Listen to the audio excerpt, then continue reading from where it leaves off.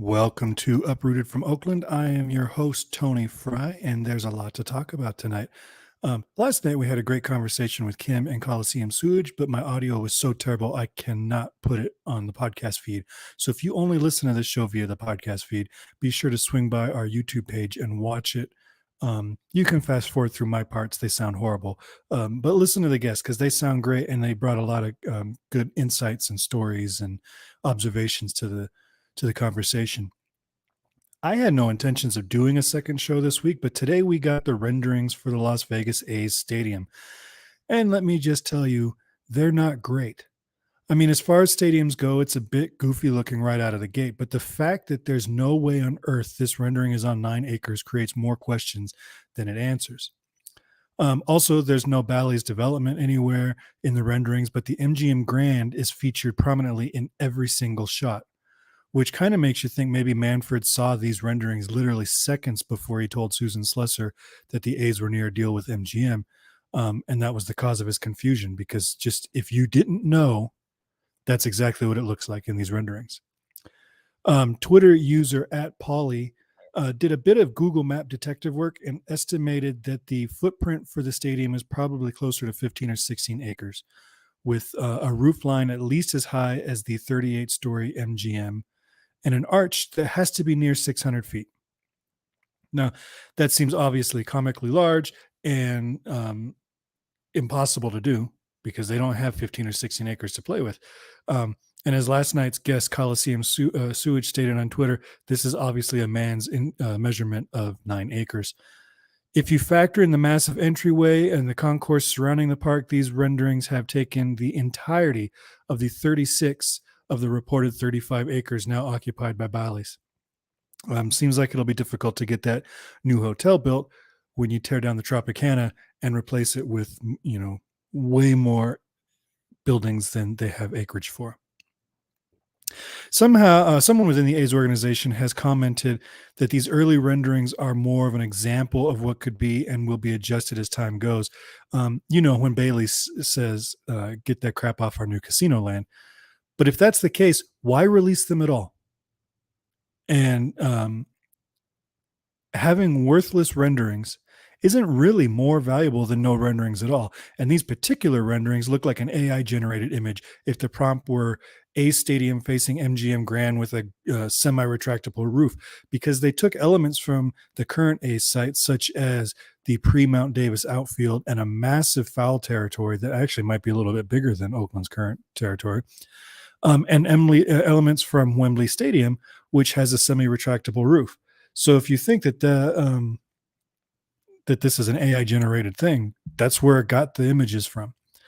There's a well-reputed architect involved with this project, but this feels like a rush job that everyone involved should be ashamed of, and should be ashamed to have their name attached to. In fact, the architect, Brad Schrock, I believe is how you say that, said, from the minute we stepped onto the Tropicana site nearly 2 years ago, it was immediately obvious what a fantastic fit it would be for a new A's ballpark in Las Vegas. So let me get this straight. You looked at the place 2 years ago and loved it, but still threw together the rendering seemingly last minute. Also, if this was such a great location, why was it preceded by at least 2 other sites with binding agreements? Different representative, same BS. But the regular representative of BS also chimed in by saying, we hope our project goes beyond a traditional ballpark and serves as the catalyst for community development and engagement, which is just corporate talk nothingness that was probably churned out by ChatGPT. Man, AI is taking a beating on tonight's show. So Twitter user Jason Karsh also pointed out that it also should be noted that there's no way that the entrance onto the streets would happen. The bridges exist precisely so there are no crosswalks, people can't get onto Las Vegas Boulevard, and traffic keeps moving. And he also notes that despite all that, the intersection is still notoriously congested. So the layout is already completely moot. The whole rendering is moot. So those are the renderings, which may or may not be too big for the land, and may or may not be opposite the section Bally's is designating for the A's, and may or may not knock airplanes out of the sky with an arch 60 stories tall right in the flight path, and may or may not feature pedestrian entrances that can't exist. Just another home run for the A's front office, all because they couldn't take a yes from Oakland.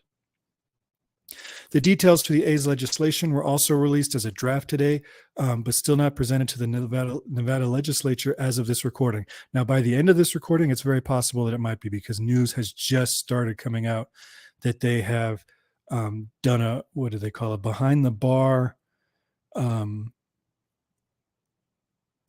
deal. They're expected to introduce it shortly on the floor, so that could be any minute now from right this second. So whatever. I mentioned last night that Democrats and Republicans may be prepping for a stalemate, as the Republican governor says he won't sign a budget until the legislature passes his agenda items, one of which is this stadium. And Democrats are saying they won't even consider those agenda items until the budget is signed, which honestly seems like a fair sticking point to me. You got to know where the money is. Late last night, the governor of Nevada did a Q&A with one of the local news stations where he passed the buck on half the questions, saying, well, you'll have to ask the A's about that. To which my response is, you should have asked the A's about that and should know their answer at this point. Questions like, will the team actually invest in the payroll, should be pertinent to the governor trying to get it through, especially with this ownership group and this team. I digress a little bit, but the most telling quote came to the question about the A's not being able to generate enough tax revenue to pay back their debts, a scenario which would then pass those costs on to property owners in the area in the way of additional property taxes. His response was that the revenue streams generated by the stadium project have been reviewed for reasonableness and adjusted when appropriate, to do so by Applied Analysis, Goldman Sachs, Hobbs, Ong and Associates, CSL, and PFM. Now, it's worth noting that Applied Analysis, that first group I mentioned, is the same team that opponents of Howard Terminal used to get the poll results they wanted, and that the A's are now using to get the numbers that work for their argument. The business model of this firm isn't in finding facts. It's in asking just the right questions to just the right people to get you the numbers you need to get your project going. That's their entire purpose. The governor continued that notably, PFM reviewed the estimates on behalf of the Clark County and found that they were reasonable. Now, the word notably is doing a lot of heavy lifting there, in my opinion. It seems to suggest that PFM was the only organization of the 6 named that came back with a reasonable evaluation. If he meant to say that PFM was retained by Clark County independently and their conclusion matched those of the 5 firms he consulted, there's a better way to word it. I just did. But saying notably really makes you wonder what the other 5 said, because you've singled that one out. And frankly, if I'm looking at a project that's putting millions of dollars of public money on the line, reasonable is not the perfect vote of confidence I'm looking for. I can't get into the details of the legislation because honestly, I don't understand half of it. A lot of it sounds like money laundering. It reminds me of that scene from The Office where Kevin was like, I had them explain what money laundering was 10 times, and it sounds like what I do here every day. That's kind of what this sounds like here. None of it sounds good for the community at large, and most of it seems like it's diverting funds away from more worthwhile public needs. And these are future funds, so that they can come out and say, well, this isn't coming out of the general budget, so we don't have that money. But they're holding back future funds, so the community does not see the benefit of this stadium if those funds are not paid. And they were doing the same thing in Oakland when they were doing all these but-for taxes. But I think it's a tough sell when you're asking for this much money. And they're given some tax credits which can be sold elsewhere to raise funds, and Bally's can sell seat rights ahead of construction to help fund the project. And I thought it was notable that the press is saying that Bally's, or Bailey's, or however you say it, can sell those seat reservation rights, but the A's can't. So are the A's not even going to be in charge of their own ticketing? I don't know what the precedent is for that regarding other stadiums in the area. What's notable is that the site ambiguous legislation we talked about last night is also team ambiguous. And when you couple that with Bally's reserving the right to take this deal off the table or to another team at any point, it doesn't exactly scream, we're getting this done with the A's. And I'm told the Raiders had similar wording in their legislation, but the circumstances surrounding this whole deal are very different, with a few more interested parties who could back out and still collect the money for this project. So you got all these people that can say, no, we're not going to work with you, but we're still going to build a stadium with or without you. So they could toss the A's tomorrow and this project still goes on like the A's were never involved in it. And it's odd, and we'll see if the draft changes by the time it goes before the legislature, but I doubt that it will. All right, what else is there? The commissioner of baseball has said that a vote of MLB owners could happen in mid-June when they meet for the summer meetings, but that would be contingent on Nevada's legislation passing through both chambers of their house and being signed off by the governor, and the A's finishing their relocation homework, which includes fan interest studies, corporate sponsorship opportunities, and a few other things. And then he went on to say that the A's haven't started any of it. So 2 years of parallel pathing, and you don't even have the fan interest studies done. That should have been going on while you're looking for the site. One could assume that they've started the fan interest research today by releasing the renderings on their Instagram and TikTok accounts. This is the first real mention of Las Vegas since they announced parallel paths 2 years ago on their social media. And those posts are being met with the exact level of enthusiasm you'd expect. And it didn't go unnoticed that they haven't posted anything to their Twitter or Facebook feeds, where they have a much larger and much more vocal reach. I may not find Cavill as tech savvy as he does, but his silence over the last year is probably the best decision he's made in terms of social media. Should he talk to the press more? Absolutely. But he's avoided potentially dozens of embarrassments by staying off of Twitter. He's still lurking, though. He likes A's tweets pretty regularly. He did so tonight. But there hasn't been a comment from him officially in quite some time. I'm sure he's got some burner accounts, and I'm sure I've probably already muted them unknowingly. But his official account has been uncharacteristically quiet. I think that's about it. This whole thing is just an embarrassment of embarrassments. Progress, like I said last night, is moving by inches, not miles, despite our knee-jerk reaction to treat every new development as if it's the end of the A's in Oakland. We shouldn't. Take a breath, because they're not asking for new taxes. It only takes a simple majority to pass the House in Nevada. So that's a bit of a setback. So if it passes the House, the first chamber, we're getting more in trouble. But even if it passes and it gets signed by the governor, it's not done. It's just like we said, we're not going to believe that it's going to happen at Howard Terminal till dirt shovels in the dirt. Don't believe that it's going to happen in Vegas until the first pitch. Because even if the stadium gets built, these people can toss it. The A's are just tenants. They can toss them. And besides the fact that even if it passes, they still need to get clearances from MLB owners and the FAA. And we don't know what the FAA restrictions are going to be, if they need to see final renderings before they can make those kind of decisions, or if they're just going to give the A's a set of rules that you have to abide by to get our clearance. I don't know which direction that goes, but there's still lots of hurdles ahead. And if public support for the team doesn't turn up in their due diligence, there's still hope that they'll come back to Oakland. And also, I think the ambiguous language in all of these deals on both sides, government and private, still gives my big conspiracy theory some credence, and would definitely mean the A's could come back to talks with Oakland at any point. Because I've said all along that the A's have no interest in moving to Las Vegas. John Fisher has no interest in leaving the Bay Area. He wants his legacy where his family's legacy is, even though his family's legacy is closing down the Gap store in San Francisco. So I think they definitely wanted to stay. Still don't know if that's going to happen, but I think their intention was always to stay, and that they've used Las Vegas as a way to leverage against the city of Oakland to get their plan going faster or whatever, and do the due diligence for expansion. So when this whole deal falls apart for the A's, Manfred could go in and go, well, look, to the other 29 owners, they got all the paperwork, they got the legal clearances, they got the land, they've got everything's done. Let's put an expansion team there, and we'll thank the A's for doing all that by giving them a little bit more of the expansion money. Right? So it's a win-win for everybody. I think that's likely how it started.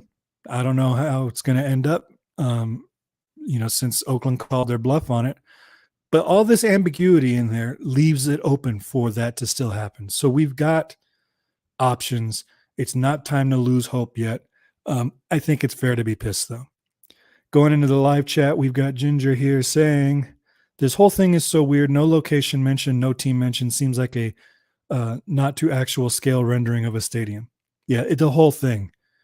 It's like they said, oh, we'll give you one block of land. And they go, well, here's our design for 17 blocks.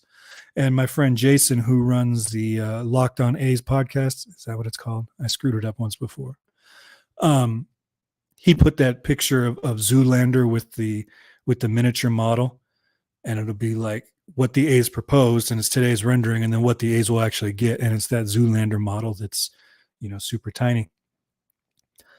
Did anyone ask Manfred if MLB still intends to waive the relocation fee? I think that's a done deal. I don't know that it has been asked again in this recent spat. He's gotten a lot of questions because he's actually in Milwaukee this week, and the San Francisco Giants are in Milwaukee, so there are Bay Area reporters there. And so a lot of questions have actually been coming for Manfred, and he's been a little bit public this week, which is uncharacteristic. Usually we only hear about stadium stuff around the All-Star game and the World Series. So this is a little bit earlier in the season for that. But as far as I know, I haven't seen anybody report that they asked it again. I think that's a done deal. I don't know what kind of deal he had to do with the other owners to say their share of, I think relocation fees are about $500 million. That's not nothing, split 29 ways. That's not nothing. But it's my understanding that he, as commissioner, can unilaterally do that. He doesn't need ownership to vote on that or anything. Ginger again says, I'm totally on board with your conspiracy theory. This is like when Trump won in 2016. They both had no idea what to do. It's like they walked into this thing and they were like, they are going to give us everything we want, and we're going to put a little bit of leverage on them, and it's all going to be done. And when that leverage snapped and shifted 100% to Oakland, they had no idea what to do. And now they're stuck with this, which would explain why there were no renderings done on a site that they've been looking at for 2 years. And then Daniel here says, most interesting part about this, Fisher has 0 press conferences. Mark Davis would give an interview to anyone that wanted one. Also, where's the bill? Today was the last day to introduce a bill. I don't know that today was the last day to introduce a bill. They're doing marathon sessions. The Democrats had said like 2 weeks ago was it, that because they want to have the time to do their due diligence. They've got about 10 days, I think, left in their session. The bill is supposedly getting introduced tonight. Let me check Twitter here. It might be happening as I'm typing this or speaking these words. Okay, so 9 minutes ago, Oakland's bill, SB 509, is formally introduced and moved to the Senate Finance Committee. So it's now in committee.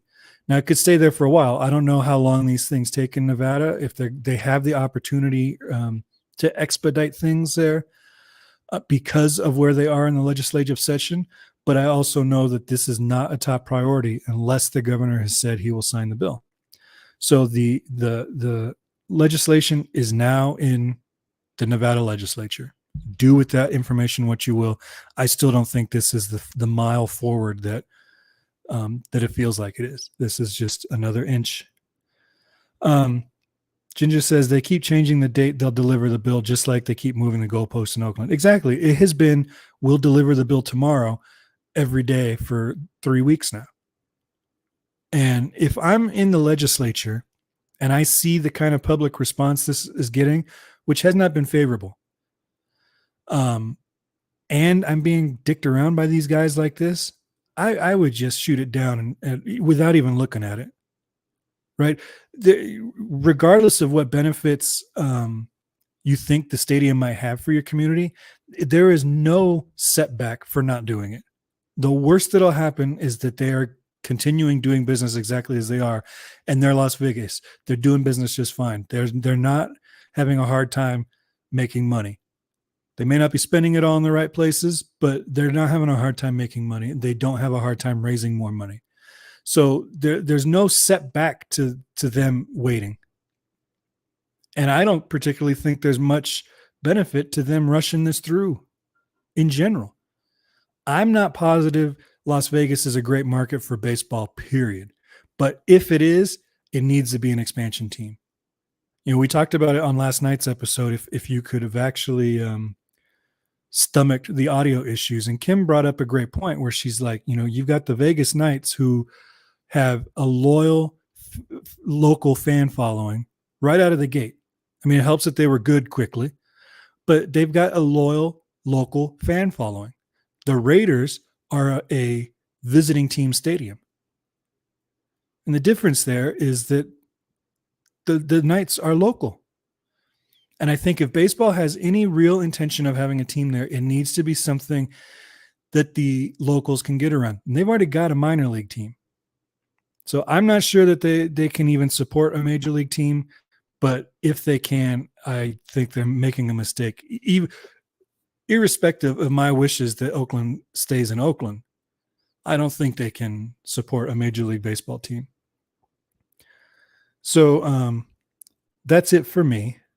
This is a short one. Thank you for listening. Make sure you swing by herohabit.com. People are getting suspended on Twitter left and right lately, so we have an A's group there that you can go to, and I won't ban you unless you're a total jerk. Also, if you're still listening or watching, you can go on there and use Uprooted as a coupon code, and you can save 15% on any of the items we sell there. So that's just a thank you for following this and subscribing to the podcast. All right. I'll see you guys next week with a regular roundtable, but there was just so much stuff to do that I thought I kind of wanted to get on here and complain for a few minutes. So have a great night. As of right now, like I said, legislation is in, and the A's are losing 5-2 to the Astros. All right. See what happens next week. Take care, guys.